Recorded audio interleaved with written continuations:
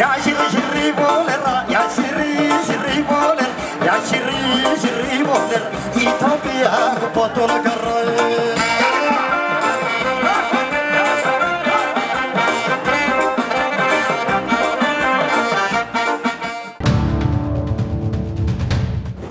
كفنير رفوتا وجيمس ميديا نجيني كنيا بكجرت مرات سناك قبض شاب كون كوبي دات كوبي ندا كنيا راموغا غيارا كاني نتيفتو فيجي شال كاني أس مقالة أدامتك كوبايتك غيارا كاني نجرو Egaan daawwattoota keenya fiigicha halkanii bakkeewwan garaagaraatti magaalota Adaamaa hullaa jiran hunda hammatee yeroo ammaa kana keessummoonni garaagaraa dorgomtoonni garaagaraa gara magaalaa keenya galaatii jiru. Kanaan wal qabatee wantoota sitti ta'anii fi akkasuma immoo dorgomtoota mo'anii gara badhaasa isaanii argachuuf deeman illee kan isaan biraan geenyudha daawwattoota keenya waliin. Bicha waliin ani boontuu dastaati. Akkasuma anis Lalisaa Dabbabaa isin waliin jira hanga xumura qophii keenyatti waliin turaan affeerraa keenya.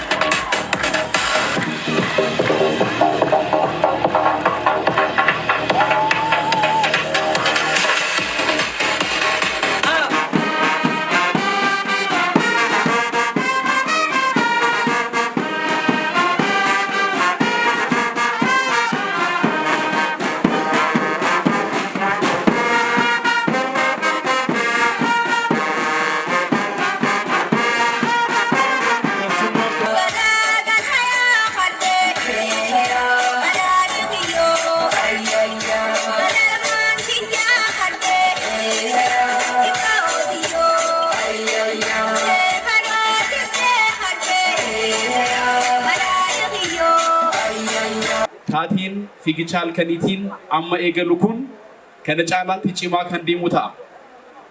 Magaalaan Adaamaa koriidara bareedaa qabdi, jiraattota baay'ee dadammaaqoo qabdi, hooggantootaa fi hojjettoota dadammaaqoo qabdi, hawaasa daldalaa dammaqaa qabdi.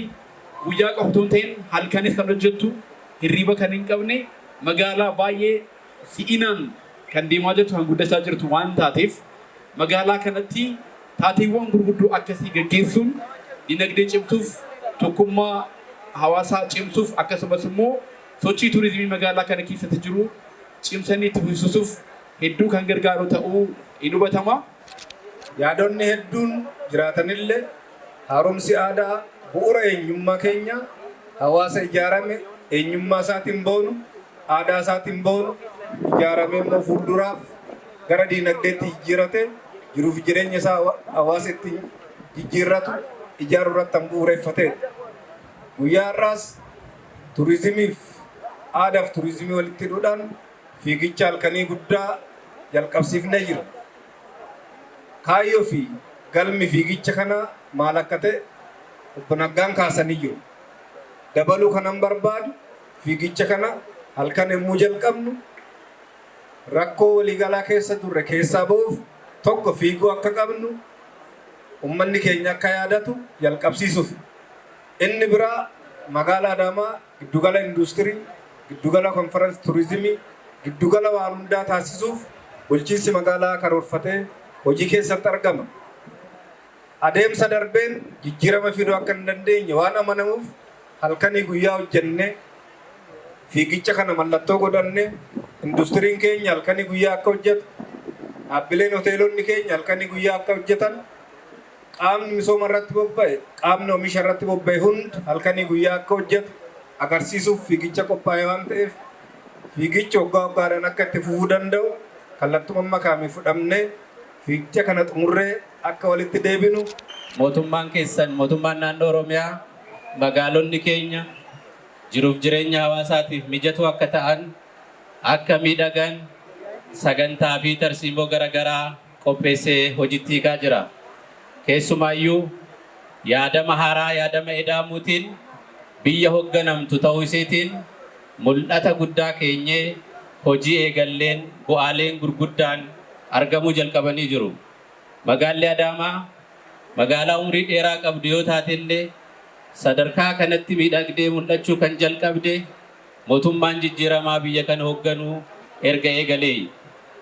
Koriidaraan akkasumas aadaa hojii jijjiiruudhaan halkanii guyyaa hojjechuudhaan magaala keessan sadarkaa kanatti miidhagsitanii waan argineef maqaa kootii fi maqaa mootummaa naannoo Oromiyaatiin hoggansa kana hogganee jijjiirama fide ummata sadarkaa kanatti qooda fudhate tumsa godhe hunda isaatu galatoomaa ulfaadhaa jechuun hin barbaadu.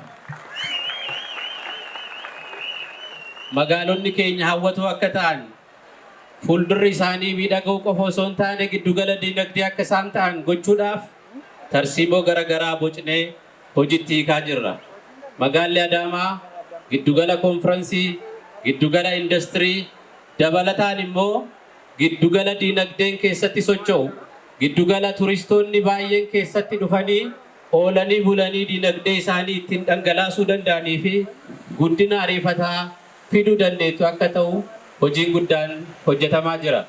Sagantaan har'a qophaa'e kunis fiigicha halkanii magaalaa Adaamaatitti yeroo jalqabaatiif akka biyyaatti yoo jalqabsiifnu kaayyoowwan sadan gurguddaa tokko qabanneeti. Inni jalqabaa fuula gaarii magaalaan Adaamaa qabu Afrikaatti darbees addunyaatti beeksisuudhaan fuula gaariin isiitiin akka beekamtu hawwattu akka taatu taasisuudhaaf. Inni lammaffaa dinagdeen magaalaa kana keessatti socho'u turizimiidhaan akka utubamu. Turistoonni hedduu kan biyya keessaas kan biyya alaas gara magaalaa Adaamaatti dhufanii qabeenya isaanii dhangalaasanii guddina magaalaa kana keessatti shoora isaanii akka taphatan taasisuudhaaf. Sadaffaa fi inni guddaan magaalli Adaamaa mul'ata guddaa smart city qabattee magaala socho'aa jirtu waan taateef mul'ata kana dhugoomsinee addunyaa irratti magaalaa beekamtu magaala dhugaadhaan smart taate ijaaruudhaaf. Kana gochuudhaaf sochiin amma jalqabame eevantiiwwan garaagaraa taateewwan garaagaraa qopheessuudhaan magaala kana utubuudhaaf sochii hooggansi magaalaa taasisaa jiru ummanni keenya taasisaa jiru irra caalaa si'eessuudhaaf hojii hojjechaa jirru daran cimsinee kan itti deemnu ta'uu isaa gamanumaan isin ibsuun barbaada.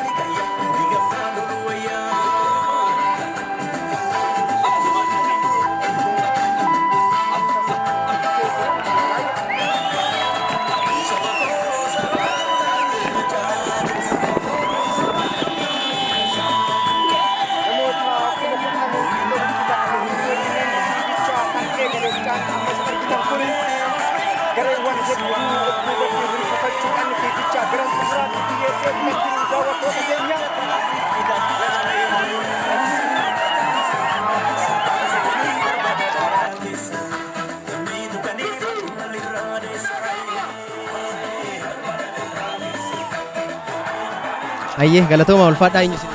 Naggaa Wadaajoon jedhama. Komishinara Ittaanaa Komishinii Turizimii Oromiyaati. Tole ulfaadhaadhaa fiigicha guddaa halkanii magaalaa Adaamaatti yeroo jalqabaatiif gaggeeffameetii jira. Gama kanaa wal qabatee gama turizimiitiin bu'aawwan inni argamsiisu maali? Akkuma argitu kana egaa namni baay'een as jira. Iddoo garaagaraa irraa keessummaan dhufeera. Keessummaan dhufe kun hoteela qabatee hin bula. Hin nyaatan dhugaan bashannana. Galii gurguddaa argamsiisa magaalaadhaaf. Inni kun galii dinagdeedhaan argatu. Kan biraa magaalaa kana immoo sirriitti beeksisa. Amma halkan gaggeessaa jirra fiigicha. Kanaan dura fiigicha guyyaatti yeroo gaggeeffamu beekna. Halkannis hojiidhaaf mijataa ta'uusaa magaalaan halkanis guyyaan kan hojjetu ta'uu ishee mul'isa. Gara biraatti immoo tokkummaa walooma harmanii uummata kanaa walta'iinsa uummata kanaa waliin jireenya uummata kanaas kan agarsiisu ta'a. Uummanni iddoo garaagaraatti dhufee kun iddoo tokkotti dhufee haala kanaan wal faana fiigee bashannanaa jira jechuudha. Amma uummanni hin galle amma sa'aatii beekamu. Kanaan dura nama akkasii osoo taateen kun jiraachuu baatee nama muraasatu yookaan hin deemaa hin socho'u agaruu amma kanatti hin baay'een bahu. Taateen akkasii kanaaf fayyada jechuudha. Galatoomadha. Mee sochiin akka kanaa magaalota keessatti baratamaa dhufuunsaa magaalota biraattis akka ce'uuf barteen kun mee maal dhaamsa maalii dabarsituuf isin? Magaalonni akka kaan akka dammaqan taasisa. Magaalonni yeroo hundumaa dammaqoo ta'uu qabu. Dammaqoo ta'u halkanis guyyaas kan hojjetan ta'uu qabu. Taasii damee fira hojjechuu qabu magaalonni. Yoo akkas ta'edha turistiin namni guyyaa hojjetee galgala bashannanuu barbaadu galgala hojjetee guyyaa bashannanuu barbaadu jira waan ta'eef kana haala baalaansa godheen kan deemu. Galatooma ulfaadha. Ulfaadha sanillee.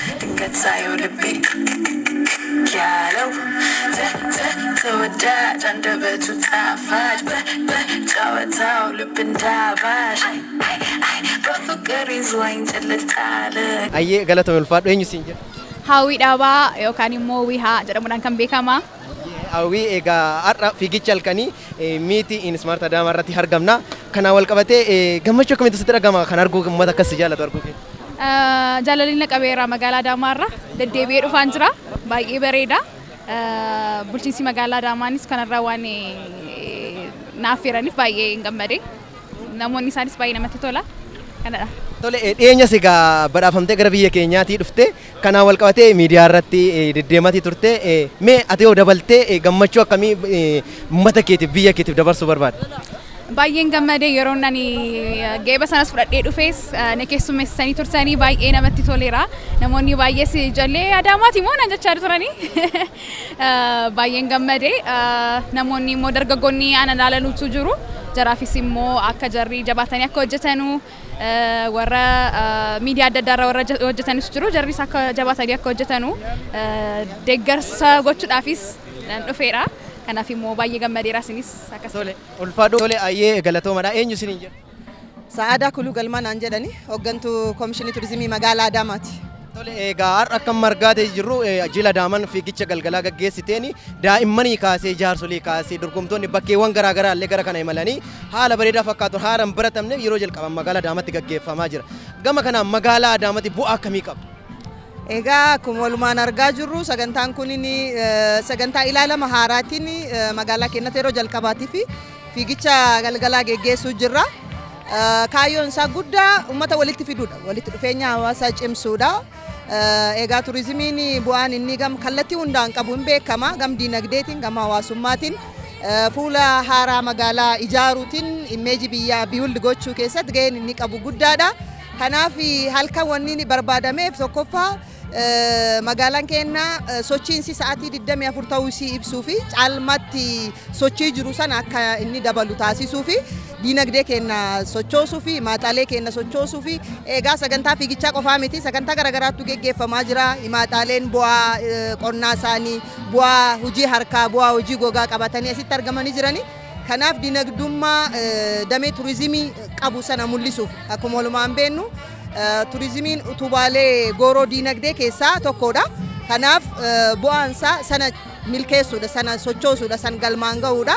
Kanaaf sagantaa baay'ee bareeda, uummata baay'ee walitti fide, uummata magaalaa Adaamaa qofaa miti, uummata magaalota hedduu irra namni hirmaatee jira. Kanaaf baay'ee bu'aa qabeessa jechuu hin dandeenya. Kaayyoo isaa sana kan galmaan ga'e fudhachuu hin dandeenya. Egaa wanti keessattuu sagantaa kana adda taasisu galgala gaggeeffamuu isaati. Kanaan wal qabatee dhalattoonni biyya keenyaallee bakkeewwan garaagaraa biyyoota ollaa Itoophiyaan ala jiraatan jiru. Isaaniif dhaamsa maalii qabu? Egaa Adaamaan fuula haaraatiin dhuftee jirti. Adaamaa kottaatti daawwadhaa. Rakkoon nageenyaa tokkollee hin jiru. Magaalaa konferensi turizimiitiin magaalaa beekamtuudha. Amma immoo akka biyyaatti qofaa miti sadarkaa baha Afrikaatti magaalaa konferensii taasisuuf hojjetamaa jira waan ta'eef Adaamaa kottaatti daawwadhaa. Sulula Angaatuu Qinxamaa jedhamti. Kanaaf kanuma dhaamuu barbaada. Galatooma ulfaadha. Galatooma. Ayyee galatoomii eenyu siin jedhu? Ani maqaan koo Wabii Mokonnoon hin jedhama. Godina Shawaa Lixaa Aanaa Midaaqanyii irraa kanan dhufe. fiigicha kilabii hin jiru bakkeenya. Addaa taatee dhuftee jechuudha. Dorgommaa addaa ta'eetanii dorgommii kana hirmaadhe jechuudha. Tole egaa mee har'a badhaasa kanas fudhattee jirta sadarkaanis immoo lammaffaa baateetii jirta. Gammachuu akkamitti dhaga'ame? Gammachuu guddaa tokkotu natti dhaga'ame. Baay'ee gammachuu bareedan natti dhaga'ame. Itti gammadeera dorgommii kana hirmaadhe badhaasa kana qaqqabuun koo. Gara fuulduraatti kanaan caala dorgomtee injifannoo caalaa galmeessuudhaan maaltu abdiin si keessa jira? Abdii guddaan qaba. Gara fuulduraatti dorgommii kabiroolee hirmaadhe bakka abdii guddaatiin mo'uu qaba kanan jedhu karoora guddaan qaba jechaadha. Tole egaa injifannoo kana argattee gara fuulduraatti kana caala cimtee hojjechuuf akkasuma immoo hawaasa keetiif maatii keetiif ergaa maalii qabda? Hawaasa kootiif illee maatii kootiif bakka gara fuulduraatti dorgomaa cimaa ta'e illee bakka uummata kootiif gochaa gurguddaa kan godhu abdii guddaan qaba jechaadha. Bakka gammaddanii hoosii waliin namoota gammaduu barbaadaniif yoo dabarsite.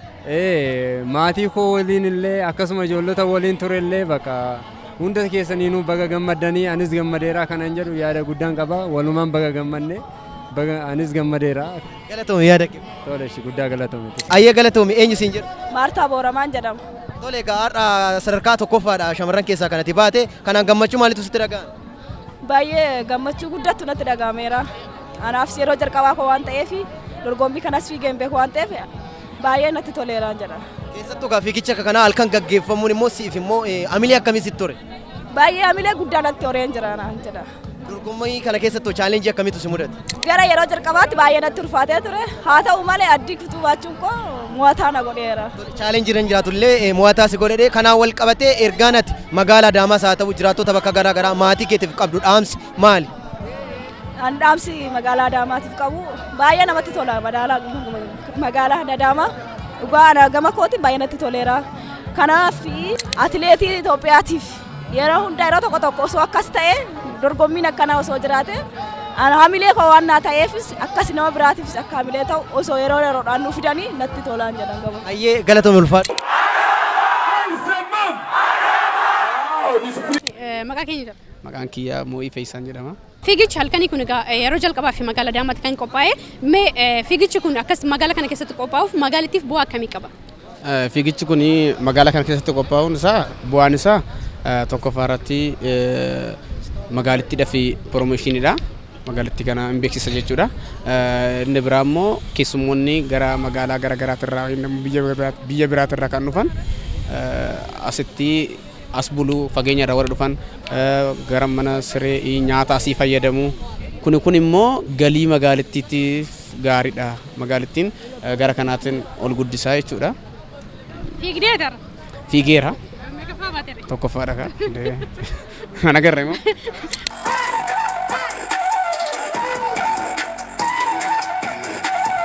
Ayyee maqaa keenya jedhu? Badhaasaa nan jedhan. Egaa guyyaa irraa fiigicha halkanii magaalaa Adaamaa irratti kan argamnu mee fiigicha halkanii kana egaa magaalaa Adaamaatti yeroo jalqabaatti qophaa'uu isaatiin miira akkamii sitti dhaga'ame? Miirri natti dhaga'ame dhugaa miira gammachuuti. Dabalata immoo magaalaa galgala akkasitti keessa fiiguun immoo bareedina magaalaa kanaa agarsiisuudhaaf illee gahee guddaa taphata waan ta'eef kuni anaaf waan salphaa miti guyyaa seena qabeessadha dhugaa ana akka nama dhuunfaa tokkotti guyyaa kana anis hirmaata sagantaa kanaa ta'utti gammachuu guddaatu natti dhaga'ama.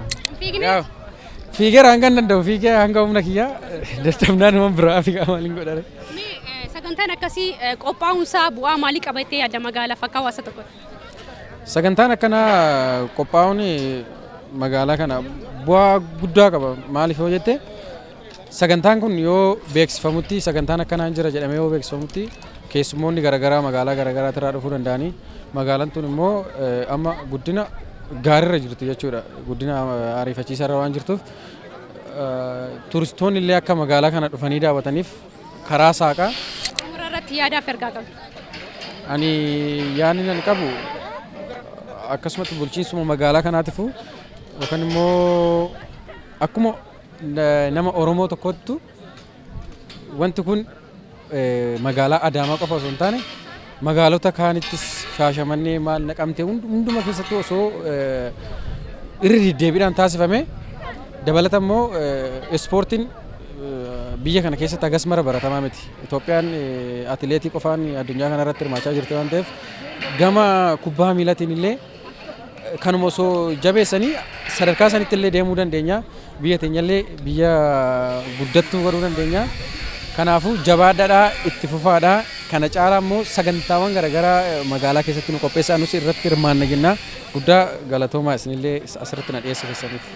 Ayyee galatooma ulfaadha. Galatoomaa isinillee.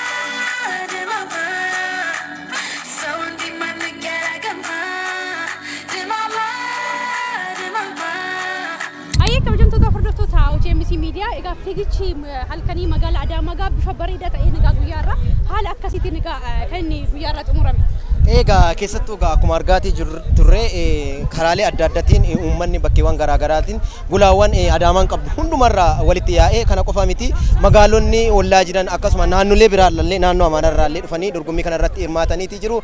Daa'imman jaarsoliin haawween dargaggoonni otoo hin hafne haala bareedaa fi miidhagaa ta'eetiin egaa dorgommiin gaggeeffameeti jira. Fiigichi magaalaa Adaamaa halkanis egaa waa hojjechuu akka danda'amu waan baay'ee namatti agarsiisudha. Baay'ee namatti tola haala bareedaa ta'een yeroo jalqabaaf magaalaa Adaamaatiin fiigichi halkanii kun bifa akkasiitiin egaa qophaa'uunsa miira namatti toludha. Egaa sagantaan kun haala bareedaa fi miidhagaa ta'eetiin yeroo ammaa kana immoo goolabameeti jira. Maarree egaa bifa akkasiitiin nuti egaa daawwattoota keenya biraa jalqaba isaarraa eegaluudhaan hanga xumura isaatti egaa isin biraan qabsiisaadha kan ture. Sagantaan har'aaf qabanne egaa kana fakkaata ture. Yeroo biraatti deemnee hanga wal arginutti nagaatti tura.